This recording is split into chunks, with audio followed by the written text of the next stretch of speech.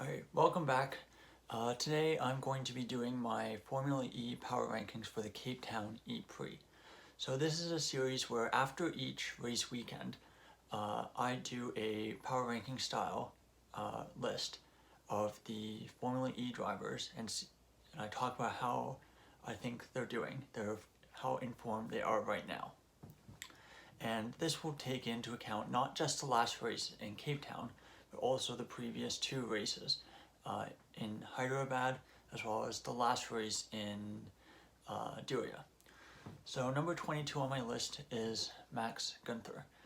So for Günther, he had an excellent qualifying in Cape Town, but he had a pretty meh race. I thought, obviously he got caught out with that moment where he basically overtook Van der Straat for the lead of the race under yellows when the full course yellow came out. And then later in the race, when he was about to get a penalty for that, he then crashed into the wall at turn 1. So not a bit of a clumsy mistake, and unfortunately that's something that we've kind of come to see from Günther over the last couple of years, ever since he kind of joined BMW, where unfortunately he would have crashes here and there and just have them too often. Alright, so number 21 I have Sam Bird dropping 3 places from last race. So for Bird, he obviously had that massive accident in Hyderabad where he took himself out, took his teammate out, and then on top of that he had that crash in qualifying, which meant he couldn't start the race. Obviously there's some debate over whether or not he would have crashed if a yellow flag had been there, but the reality is he was crashing before the flag, before he even got to the corner, before he saw Mortar. So I don't know, I think unfortunately 2 mistakes in 2 weekends, and of course that mistake prevented him from racing. So Sam Bird 21st. 20th place, moving up 2 spots this race, despite not racing, is Kelvin van der Linde. So for van der Linde, obviously, so for the Mahindra powered cars, full disclaimer, because they didn't race this week, I had to kind of give them, and it was not through any fault of their own, I just gave them kind of an average score, kind of an average of the other driver's score, because I didn't want to punish them and not give them a score at all. But for van der Linde, obviously super disappointing that to not be able to do his home race. I think he's been getting a little bit better. He hasn't really had any major crashes or incidents, which is more than can be said for some of the other drivers so far this season. So next up I have van der Linde's teammate, Nico Müller. So moves up 2 spots, and again didn't race this past weekend. For Müller, I think he's had a very anonymous start to the season. I think he's had 1 crash, which has been kind of meh, but besides that it's really just been anonymous. I really think that apt car is terrible and you really can't get much out of it, even though he's a fairly experienced Formula E driver. Number 18th, moving down 2 spots, is Lucas di Grassi. So for di Grassi, his season started amazingly with that podium in Mexico, but ever since then it's really gone downhill. And I think for di Grassi, I think he's really just limited by how poor the car is. And on top of that, last 2 races ago in Hyderabad, he had a pretty poor race. He got a penalty for cutting the chicane a bunch of times. But besides that, there's not really a whole lot to say for Lucas di Grassi. 17th, I have Jake Hughes, moving down 4 spots from last race. So for Jake Hughes, he had an amazing start to the season, and I think unfortunately we're starting to see a couple of mistakes here and there start to creep in. He had that crash in qualifying, which kind of prevented him from really moving up, and then he made that mistake in the race which lost him quite a few spots, and I think cost him a handful of championship points. Next, Norman Nato, moving up 3 spots. I think unfortunately for Nato, he's had quite an anonymous start to the season. He's looked worse than his teammate, but in terms of pure pace, but he's managed to pick up the pieces and pick up the points despite that. So he was actually ahead of Van der Straat in the championship right now, despite the fact that I think Van der Straat has looked better overall this season.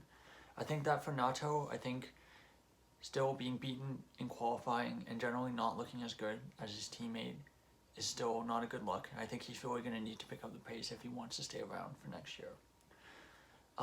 Number 15, Eduardo Mortara. So he stays in the same spot as last race. For Mortara, not much to say. He obviously crashed in qualifying, so that was not great.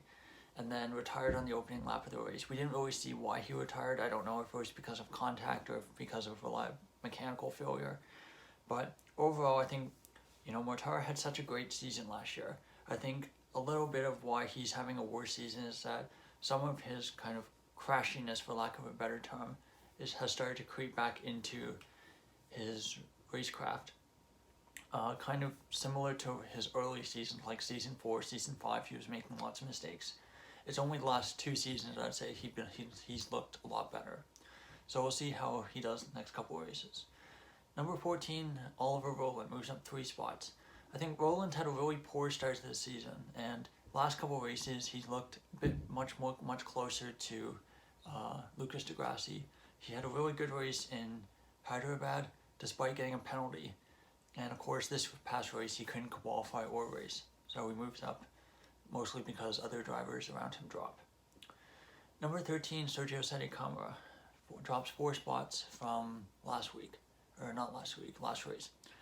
So for Sette Camara, he's been handily beaten by his teammate Dan Ticktum in qualifying this season, and for most of the races except for the one in Hyderabad where he managed a 5th place, he's looked quite a bit worse. Ticktum managed 6th place in this past weekend in Cape Town, and Sette Camara was out of the points. I think he's really being hampered by poor qualifying and not being able to start high enough to then be able to keep his position, because the reality is he's not moving up the field. He basically will qualify somewhere and will just stay there for the whole race, whereas Ticktum will qualify super high in the points, maybe lose 1 or 2 places, but he'll stay there.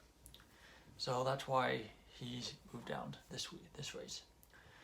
Number 12, Andre Lauderer. So for Lauderer, he's still looked worse than his teammate, but he's had a couple better weekends. Finished in the points this past race in Cape Town. Hasn't looked amazing, but again, he's keeping out of the wall. He's finishing in the points, and that's all. And by Formula E standards, that's not bad. Number 11, similar story to Lauderer, Stoffel Vandoorne. He drops a place, or actually he moves up a place from last race. So for Vandoorne, similar story. He's looked worse than his teammate, but he's not terrible. He's getting points, and he's kept it out of the wall. So he's kind of been good, not amazing, not terrible. Number 10, Sasha Fenestraz stays in 10th. So Fenestraz is an interesting one. He's been 10th all 3 of my power rankings. And I think the last couple races he's kind of looked good, not great. And then this time he had an absolutely amazing qualifying and then had one of the best qualifying laps in Formula E history, I thought. Followed it up with a pretty good race until the last lap where he crashes out. So it made it really tough for me to judge him. I think obviously the race is more important than qualifying, but he still got points in qualifying for getting on pole, remember, in Formula E. So I still did give him an okay score, not amazing. If he had finished the race and been top 5, I thought he would have gone a much higher score. But he doesn't, crashes out, and thus stays in 10th. Number 9, one of the big movers from my last video, Pascal Wehrlein, down 7 spots from last race. So unfortunately for Wehrlein, he's had a pretty much almost perfect start to the season. And opening lap, starting 6th place, I think, he overcooks it on the brakes into turn 10, sends it right into the back of Buemi, spins Buemi around, and he retires. And I think he's been given a grid penalty. He's probably been given a grid penalty for the next race too. So for Wehrlein, really clumsy mistake this past week. So it really moves him down from where he was last race, which was 2nd. Number 8, Rene Rast moving up 3 spots. So a really solid race this time by Rast after a stinker in Hyderabad where he crashed into the back of Dennis. So for Rast, really solid qualifying, really solid race, 4th place. Maybe could have gotten a podium, maybe not. I don't think the McLaren powertrain, the Nissan powertrain that the McLaren team uses is fantastic. I think it's quite still a step below the Jaguar and the Porsche in the races. So just being able to pick up 4th place, 5th place is still amazing. Number 7, Dan Ticktum, moving up 1 spot. So for Ticktum, he's been great in qualifying and he's managed to keep it out of the wall. I honestly think he was really unlucky last race in Hyderabad. He retired with what seemed to be a mechanical issue on a race where his teammate got 5th and just kind of moved up the field as everyone else around him retired. So for Ticktum, I think a great reward for a really solid start to the season so far, and now he's only 1 place behind his teammate with 9 points. Next is Mitch Evans in 6th. Same place as last week. I think Evans has been very unfortunate 2 weeks in a row. And remember this, with this ranking, I try to look at the driver independent of what kind of has happened to that driver that's out of their control. So if a driver's been crashed into, or if they've been given a time penalty for an infringement that's not their fault, I still try to take that into account when I make these rankings. So for Evans, he qualified pretty well, had a pretty good start, and then was given a drive-through penalty, and that effectively ruined his race. So for Evans, he stays in 6th place. Now 5th is Jake Dennis. Moves down 4 spots from last week, although not really through any fault of his own. For Dennis, he again was really unlucky, qualified well, had a really solid start to the race, and then got a drive-through penalty for having the tire pressures be too low, it seemed. Yeah, having the tire pressures too low, which is really unfortunate on his part, and I think it's really one of those things where the teams have to be more on the ball with this sort of thing if they want to avoid these kind of silly penalties and be in the running for the championship this year.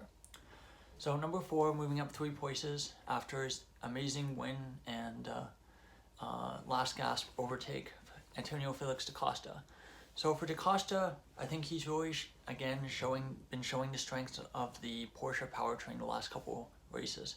Got a podium last race and gets the win this race, and he didn't even start inside the top 5 or 6. Like, I don't think he even made the duels this past race. So again, showing how efficient that powertrain is. But at the same time, you know, he was one of the only drivers that had any overtakes, made any overtakes that weren't through attack mode this past race, and he did it on one of the highest speed corners at turn 8, and he did it twice. So I think overall an amazing race from da Costa. So he moves up 3 places, and he's starting to kind of close the gap to Verline and start looking better than Verline the last couple of races. Number 3, Nick Cassidy. Cassidy's been extremely solid so far this season. He was obviously in the lead in Hyderabad, and then he seemed like he had some kind of technical issue that maybe stopped him from challenging for the win, which I think is a bit unfortunate, but we don't really know. But for Cassidy, he's been looked much better the last couple races, and so he moves up 2 spots to 3rd. Now 2nd place is Sebastian Buemi. Now, despite being behind his teammate last race in Cape Town, I think for Buemi, the results don't really tell the full story. He was, of course, the victim of Verline's silly mistake on lap 1, and he was sent all the way to the back of the field. And despite that, he climbed all the way back through the field and finished 5th, which I thought was a really amazing and really underrated drive this past weekend in Cape Town. And on top of his great drive in Hyderabad, which was then ruined by the overpower penalty, Buemi's had an amazing start to the season. If you look at basically how he did the entire Gen 2 era, he's looked like Season 2, Season 3 Buemi all over again. Now number 1, moving up 3 places, is Jean-Eric Vergne. So for Vergne, he's looked great. He's made the DS powertrain look like a fun-running powertrain so far, last couple races. And despite that, the rest of the cars with the same powertrain as him have been effectively nowhere. Mortar's out crashing, Gunther's out crashing into walls. Van Doren's looked not fast. Really, a lot of that's being in qualifying that he's not looked fast. And Jev's been great. He's getting the most out of the car in qualifying, and he's been extremely well measured in the race. I thought he did an extremely good race despite finishing 2nd. So that is my power rankings for the Cape Town ePrix. of course, unfortunately, the next race for Formula E is in a month's time in Sao Paulo. So I think in this 1 month gap, I'm gonna do maybe one video where I'm gonna look at kind of the results early season, and I'll just talk about some interesting numbers and stuff. So thank you so much for watching. I'm interested to see what drivers do you think have been best recently in Formula E. Please like and subscribe if you enjoyed the video, and I'll talk to you again next time. Goodbye.